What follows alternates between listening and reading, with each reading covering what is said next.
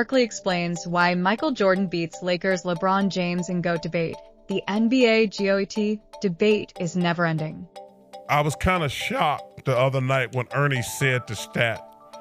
I don't get into the debate between Michael and LeBron because I think it's weak journalism when guys on television and radio trying to get fools to call in to argue. They're both great. Michael Jordan's the best basketball player I ever played against. These young kids, they played against LeBron. But I was kind of caught off guard last week when Ernie said he was only like 3 behind him in 30-point games or something like that. And I was like, and he's played like 7 more years? That's an astonishing stat. As great as LeBron is, he's still behind Michael Jordan in 30-point games, and he's played 7 more seasons. That is astonishing. Even if you think LeBron's the GOAT, you wouldn't have known that. And I'm never going to say anything bad about LeBron because he's an amazing man and a hell of a player. But that when Ernie said that, because Ernie knows more useless stuff than anybody in the world. Thanks, Chuck. You're welcome. Got to get you on Jeopardy. Next call. People all over the world and throughout the media will discuss it and argue it until the end of time. While that is the case, others prefer to avoid it altogether, like NBA Hall of Famer Charles Barkley. In his podcast, The Steam Room with Ernie Johnson, Barkley took aim at NBA media personalities for constantly bringing up the GOAT debate between Michael Jordan and LeBron James. Barkley called the practice lazy journalism and criticized the media for pitting people against each other and creating negative discourse surrounding 2 of the greatest players ever. I don't get into the debate between Michael Jordan and LeBron James because I think it's weak journalism when guys on TV and radio try to get fools to call in the order. They're both great. While Barkley had that to say, he also added that he believes Jordan is the NBA GOAT.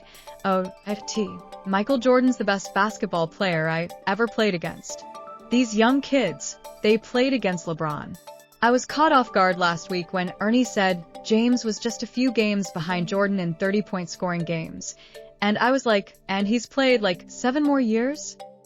That's an astonishing stat.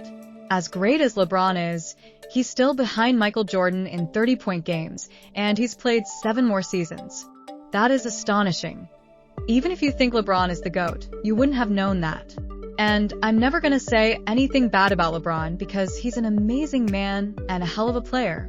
Both Jordan and James are great in their own right. Both have the case of being the greatest basketball players of all time, and whoever chooses between one or the other is not blasphemous. Jordan and James have all the accolades to be considered the GOAT, but Barkley has a point. Many media pundits use this argument to pit them against each other and make one seem lesser than the other.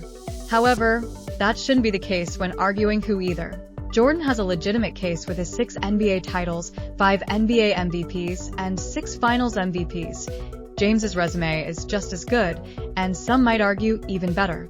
James is a 4-time NBA champion, 4-time NBA MVP, and 4-time Finals MVP. Both are iconic and have their place in basketball lore as one of the greatest of all time. Robert Parish gives his take on who is the greatest small forward ever. LeBron and Larry are 1A, 1B. Pick your poison. Robert Parish won multiple championships with Larry Bird in Boston. The legendary center was there when Larry Legend became the first player since Wilt Chamberlain and Kareem Abdul-Jabbar to win 3 straight NBA MVP awards. Like most people, the Chief believes that Bird is the greatest small forward ever to play the game. But in 2017, when LeBron James was already a 3-time champion and was eyeing a 7th consecutive NBA Finals appearance, the Boston Celtics Hall of Famer was left second-guessing. LeBron could do what Larry did. The Indiana native has always been the yardstick of measurement for NBA small forwards. Aside from winning 3 league MVP awards, Larry Legend led the Celtics to 3 championships during the 80s while winning the Finals MVP trophy in 2 of those title-winning campaigns. However, in 2003, James entered the picture and changed the landscape. While the Kodak was a tweener between a power forward and a small forward, King James was a cross between a point guard and a small forward. He was as versatile as Larry and could do the things that Bird did. However, he was bigger, faster, and stronger. In 2017, Bron already matched the Hick from French Lick in NBA titles won and has one more MVP and Finals MVP award than Larry.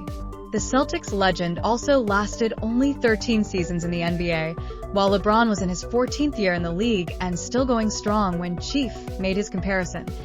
MJ declared Bird better than Bron, but while Chief wanted to put LBJ in the same sentence as Larry, the widely accepted NBA GOAT, Michael Jordan, once proclaimed the Celtics legend better than any other small forward who has played the game. Even LeBron. Mike also put the Indiana State stud among his top 5 all-time players.